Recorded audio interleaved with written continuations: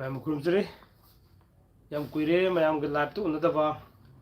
दो हनक लाइव खरा थानब तौजगे ngasidige hujage koi khonjen su kan ngai de ma'am को adubu adum yam kuire ma'am को उन्नतबा live si matamam de live yam kana thai matam de yam nungai ramane tare ko adubu saki achinba kaya se dum laktaba na te hetare achinba kaya se na maram oraga ngamaktaba live thaba ngamakte blog se ngamuktaba kaya am lei hetare duna na kan samjage ko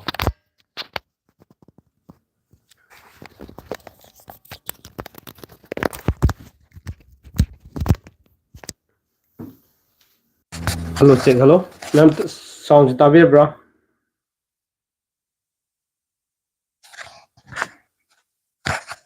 okay hanakti sang naina live adum khajana to jarake aduga blog so mathang thang semjana adum to jarake hanakki march tha sidi yausanga mari lena ba kharasu adum semjarake tare ko aduga mayam na thandirakpa topic ke am lei ai mathang manaw naina adum semjana to jarake yam kuire live se thajadabse adu ngasi se pamang ne thajaki topic khara de ki pujala kanda semjage tare adu ngasi gi thamjari se mapong oina akhoi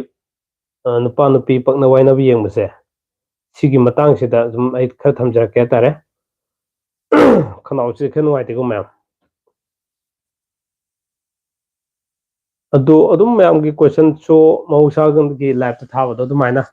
question su zum hangbiro sound se tabi bro ma'am ying tabiri ba viewer sing da dum kitang habira ge dem noa jani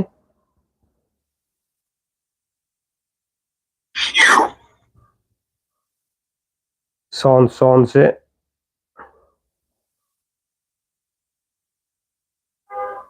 Lalganj यहाँ से 80 kilometre दूर वहां पहुंचा के तुम निकल जाना तुम पे कोई चार्ज नहीं लगेगा ठीक है चलो ओके संध्या रानी को हथकड़ी खुली नहीं ओके समझे तो मिरांदा संलाकम कका मपोक नुमित मानबसे कई कई लेके खिता हाइबिरो मपोक नुमित मानबसे कितंग फबो इदे को अदो ngasi ina mayamda yengjigi torise mapok numit ki paknabam leire den aduga ki Rashi da paknabam leire den aduga pokpugi tarik sida so koina magi paknaba lei hatare ko pokpugi tarik ki sida so ado sigi adi birthday se pokpugi tarik sida magi karam karam chane have to swim yengbi ya hatare kunsi sharma thank you so much mapok numit thangnabadi Nirmala Yanglem mapok numit thangnabase nupana hauragadi ko nupana mamang thagadi phai hata duga baby girl Saturday ga Monday ga Saturday Sunday Monday nupana Monday oraba nupina Saturday ori paknai ko kunsi sharma ka mapok numit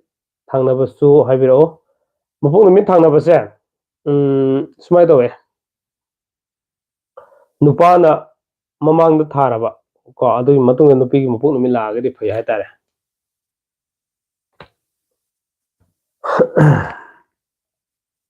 okay wakong them sandhya rani Tuesday ga Thursday ga siso nupana Thursday oraba nupina Tuesday oragadi baknai nupina thargadi nupadagi thiba hogadabane paknare okay baby girls thank you Sunday ga Friday gadi Sunday ga Friday ga nupana Sunday oigadaba aduga nupina Friday oigadaba ko aduga Somananda Tongbram aina Tuesday nupina Monday nupina Monday oraba aduga nupana Tuesday oragadi khajitang phaboide ko tang phaboide adubu phaboide harise Rashi da su paknaribra or aduga magi mapok ꯇꯥꯔꯤꯛꯇꯨꯗꯁꯨ ꯄꯛꯅꯕ ꯂꯩꯕ꯭ꯔꯥ ꯍꯥꯏꯕꯗꯨꯁꯨ ꯑꯩꯈꯣꯏ ꯈꯪꯃꯤꯟꯅꯕ ꯇꯉꯥꯏ ꯐꯗꯦ ꯍꯥꯏꯇꯥꯔꯦ ꯑꯗꯨꯒ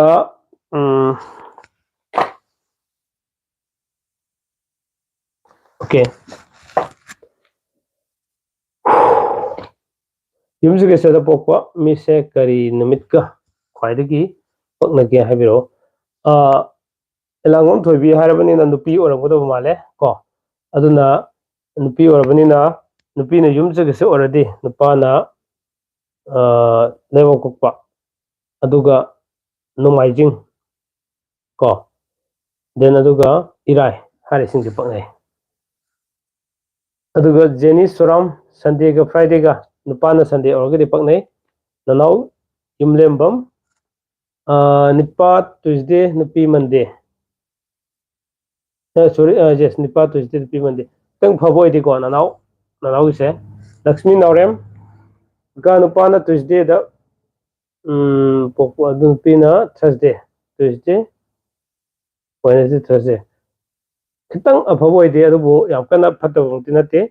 ꯔꯥꯁꯤꯗ ꯆꯥꯟꯅꯔꯝꯃꯒꯗꯤ ꯑꯗꯨꯃꯛ ꯐꯒꯅꯤ ꯔꯥꯁꯤ ꯆꯞ ꯃꯥꯟꯅꯕꯗꯤ ꯀꯨꯏꯟꯁꯤ ꯁꯔꯃ ꯔꯥꯁꯤ ꯃꯥꯟꯅꯕꯗꯤ ꯌꯥꯝ ꯐꯩꯀꯣ ꯑꯩ ꯃꯃꯥꯡꯗꯁꯨ ꯊꯝꯖꯈꯤꯕꯅꯦ ꯔꯥꯁꯤ ꯃꯥꯟꯅꯕꯗꯤ ꯐꯩ ꯑꯣꯀꯦ ꯅ꯭ꯌꯨꯇꯣꯟ ꯃꯦꯁꯦꯖ ꯀꯛꯄꯤꯈ꯭ꯔꯦ ꯑꯦꯂꯥꯡꯕꯝ ꯊꯣꯏꯕꯤ ꯊꯥꯡꯖꯗꯤ ꯄꯛꯅꯗ꯭ꯔꯣ ꯀꯀꯥ ꯊꯥꯡꯖ ꯅꯨꯄꯤꯅ ꯊꯥꯡꯖ ꯑꯣꯏꯔꯒꯗꯤ ꯍꯥꯏꯕ ꯑꯣꯏꯔꯝꯗꯧ ꯃꯥꯜꯂꯦ ꯅꯨꯄꯤꯅ ꯊꯥꯡꯖ ꯑꯣꯏꯔꯒꯗꯤ ꯅꯨꯄꯥꯗ ꯍꯥꯏꯗꯤ ꯅꯨꯄꯥꯗ ꯐ꯭ꯔꯥꯏꯗꯦ ꯂꯩꯔꯦ ꯋꯦꯅꯁꯗꯦ ꯂꯩꯔꯦ ꯑꯗꯨꯒ ꯃꯟꯗꯦ ꯍꯥꯏꯔꯤꯁꯤꯡꯁꯦ ꯀꯣ ꯕꯤꯗ꯭ꯌꯥꯔꯥꯅꯤ ꯊꯣꯡꯒ꯭ꯔꯥꯝ ꯅꯨꯄꯤꯅ ꯁꯟꯗꯦ ꯑꯗꯨꯒ ꯅꯨꯄꯥꯅ ꯁꯦꯇꯔꯗꯦ ꯁꯟꯗꯦ ꯌꯥꯏ ꯀꯩꯁꯨ ꯀꯥꯏꯗꯦ ꯐꯩ ꯏꯄꯣꯛ ꯊꯥꯗ ꯆꯞ ꯃꯥꯟꯅꯩ ꯊꯦꯡꯛ ꯌꯨ ꯀꯀꯥ ꯀꯨꯏꯟꯁꯤ ꯁꯔꯃ ꯑꯣꯀꯦ ꯕꯦꯕꯤꯒ ꯁꯦꯞꯇꯦꯝꯕꯔꯒ ꯖꯅꯋꯥꯔꯤꯒ ꯑꯩ ꯃꯄꯣꯛ ꯊꯥꯒꯤꯗꯤ ꯌꯥꯎꯗꯦꯀꯣ ꯑꯩꯅ ꯍꯥꯏꯖꯔꯛꯄꯁꯦ ꯃꯄꯣꯛ ꯇꯥꯔꯤꯛ ꯍꯥꯏꯕ ꯃꯄꯣꯛ ꯇꯥꯔꯤꯛꯇꯣ ꯇꯥꯔꯤꯛꯀꯤ ꯃꯇꯨꯡ ꯏꯟꯅ ꯃꯥꯒꯤ ꯄꯛꯅꯕ ꯊꯥ ꯑꯣ ꯇꯥꯔꯤꯛ ꯂꯩꯒꯅꯤ ꯍꯥꯏꯇꯥꯔꯦ ꯑꯗꯨꯃꯛ ꯌꯦꯡꯕ ꯌꯥꯏ ꯑꯗꯨꯒ ꯔꯥꯁꯤꯗꯤ ꯌꯦꯡꯕ ꯌꯥꯏ ꯑꯗꯨꯒ ꯃꯄꯣꯛ ꯅꯨꯃꯤꯠꯇꯤ ꯌꯦꯡꯕ ꯌꯥꯏ ꯀꯣ ꯑꯗꯨꯒ ꯏꯉꯦꯟ ꯂꯦꯝꯕ ꯀꯣ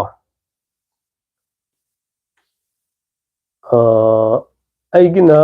ꯐ꯭ꯔꯥꯏꯗꯦ ꯅꯨꯄꯤꯒꯤꯅ ꯋꯦꯅꯁꯗꯦ ꯐ꯭ꯔꯥꯏꯗꯦ ꯌꯥꯏ ꯄꯛꯅꯩ ꯅꯤꯎꯇꯣꯟ ꯊꯥꯡꯖꯁꯦ ꯅꯣꯡꯃꯥꯏꯖꯤꯡꯒ ꯆꯥꯟꯅꯕ꯭ꯔꯣ ꯊꯥꯡꯖꯁꯦ ꯅꯣꯡꯃꯥꯏꯖꯤꯡꯒ ꯆꯥꯟꯅꯕ꯭ꯔꯣ ꯍꯥꯏꯕꯅꯦꯕ ꯅꯨꯄꯥꯅ ꯊꯥꯡꯖ ꯑꯣꯏꯔꯕ ꯅꯨꯄꯤꯅ ꯅꯣꯡꯃꯥꯏꯖꯤꯡ ꯑꯣꯏꯔꯒꯗꯤ ꯆꯥꯅꯩ ꯅꯨꯄꯤꯅ ꯌꯨꯝꯁꯀꯩꯁ ꯍꯥꯏꯁꯦ ꯅꯨꯄꯥꯅ ꯀꯔꯝꯕꯅꯣ ꯍꯥꯏꯕ ꯇꯣꯉꯥꯟ ꯇꯣꯉꯥꯟ ꯏꯕꯤꯔꯛꯑꯣ ꯑꯦꯂꯥꯡꯕꯝ ꯊꯣꯏꯕꯤ ꯃꯃꯥꯡꯒꯤ ꯃꯦꯁꯦꯖꯇꯨꯅ ꯃꯌꯥꯝ ꯌꯦꯡꯉꯛꯄꯅꯤꯅ ꯀꯥꯎꯋꯦꯕꯀꯣ ꯑꯗꯨꯒ ꯅꯨꯄꯥꯅ ꯃꯦꯁ ꯀꯣ ꯅꯨꯄꯤꯅ ꯀꯨꯝꯕ ꯅꯨꯄꯥꯅ ꯃꯦꯁ ꯅꯨꯄꯤꯅ ꯀꯨꯝꯕꯁꯦ ꯌꯥꯏ ꯄꯛꯅꯩ ꯀꯣ ꯁꯥꯟꯇꯤ ꯄ꯭ꯔꯤꯌꯥ ꯗꯦꯕꯤ ꯁꯦꯇꯔꯗꯦꯗꯤ ꯑꯃꯨꯛꯇ ꯍꯥꯏꯕꯤꯔꯛꯑꯣ ꯃꯄꯣꯛ ꯅꯨꯃꯤꯠ ꯃꯥꯟꯅꯕ ꯈꯤꯇꯪ ꯐꯕ ꯑꯣꯏꯗꯦꯕ ꯑꯩꯅ ꯍꯥꯏꯖꯕꯗꯨꯀꯣ ꯑꯗꯨꯒ ꯑꯩ ꯁꯣꯝꯗ ꯌꯦꯡꯖꯔꯛꯀꯦ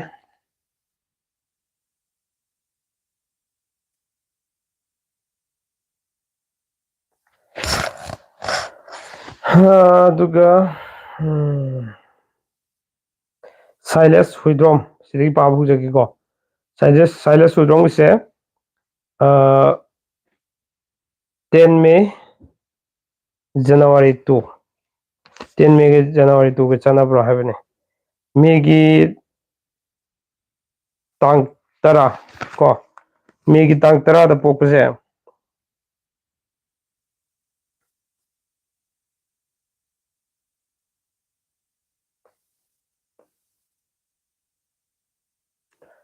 ꯇꯔꯥꯒꯤꯁꯦ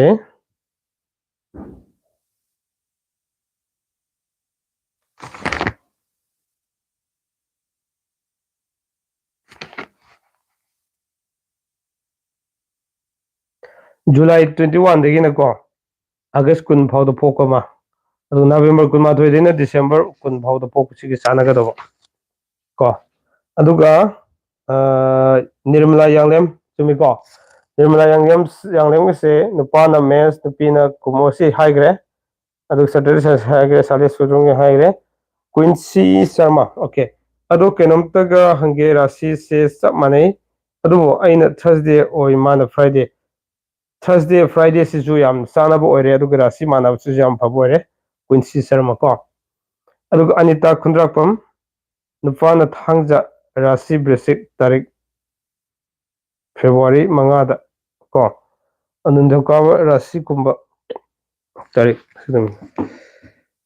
Anita Kunapam Sik Nupagi or Nupi or Dang Habiro ko Aduga Anjali Singha Nupa Thursday Nupi Friday Thursday Friday Paknare Rasina Nupana Kumba Nupina Singha Nupana Kumba Oibse Nupising asi kitang paknabo oide ko Rashi ko na de aduga Rinku block and it's ko May 5 Wednesday to la Rashi ko May 5 to pok mi se maru ina September gi tang kunma thoi dagi na October gi tang kun faw da pokpa nupi se siga aduga January sinatre hagana January kunma thoi dina February kun faw da pokpa singsi yamna pakna gane ko aduga Kalau kita nuai de ma'am aduna taw kita nuai ngodo mande duga kalau kita nuai de ma'am aduna taw kita nuai ngodo mande okay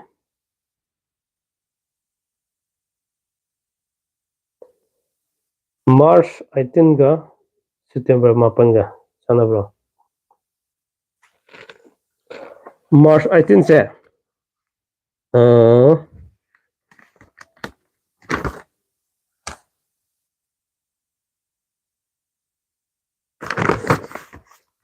March 18 ga pakna base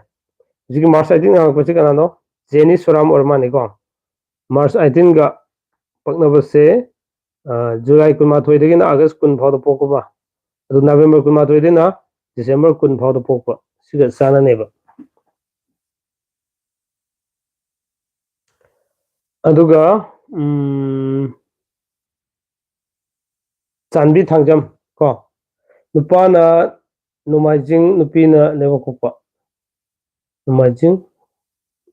Tang Paknabu Edi ko Robinson Laisram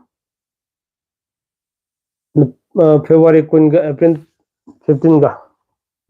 February kun se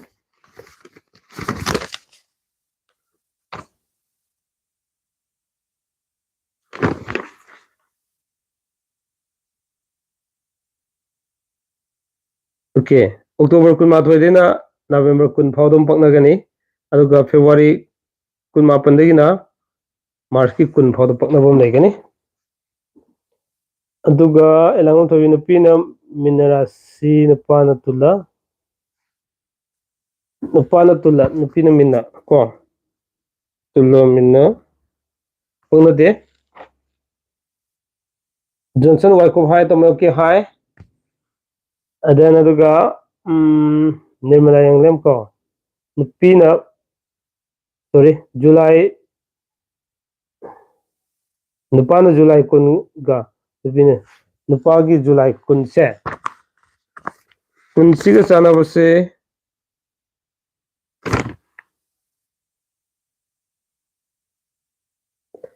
November October kun ma thoi de November kun bhawa aduga February kun ma pandena March kun bhawa ko sum legine adu message si ka kan mo siang odo ma nei si yeng se ko adu yeng si mathang da yeng se because tawdam tamu nupa su nupi su mandinga to oi ka phawoi de nupa se January 1 ni nupi na September 1 okay January 1 gise August kun ma thoi de na oh sorry July kun ma thoi de August kun bhawa aduga November kun ma thoi de December kun bhawa adagi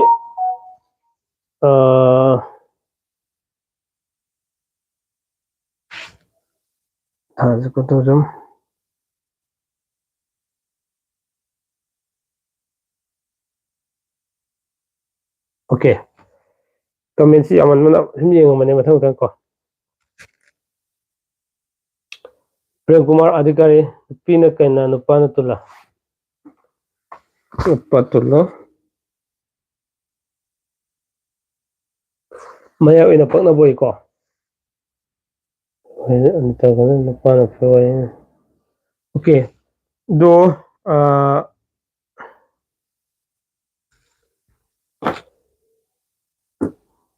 ma'am live था कि दब कुई वगैरह के नोंगे comment जो कालम का बिया मान ओके अदो आई मखा कमेंट खर यंगे पिना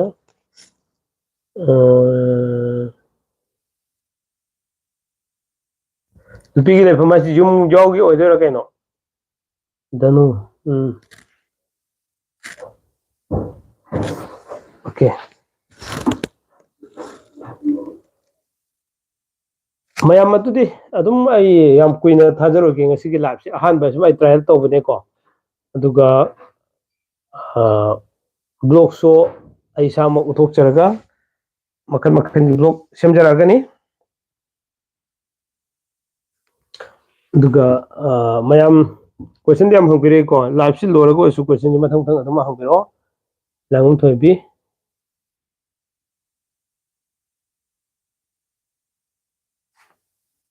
नुपा न मिन नुपी न ब्रेसेट को न ब्रेसेट मयाई ओइना अदुम फबसिंगे को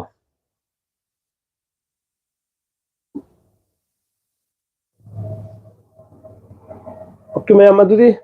मपुंग फाबंग ngasi की लाइव से लोना आई मैम द खंगन जगे पक्नबा पक्नदबा करी करी ले हाइबि चिंगसिंग दो मथंग मथंग लोना खंगन जना होना जगे तारे अदो लाइव से कितने मपुंग फाद्रे मैम मथंग की नेक्स्ट की लाइव अमदा आई सिगी टॉपिक से अमुक पोजन लाक्सगेबा अदुगा मपुंग फाना मैम दो खंगन जगे तारे यानी को मैम के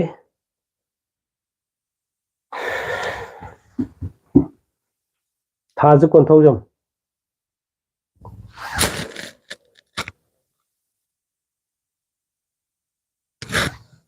ओके कमेंट खरा मांग रहे दोना ने येंगे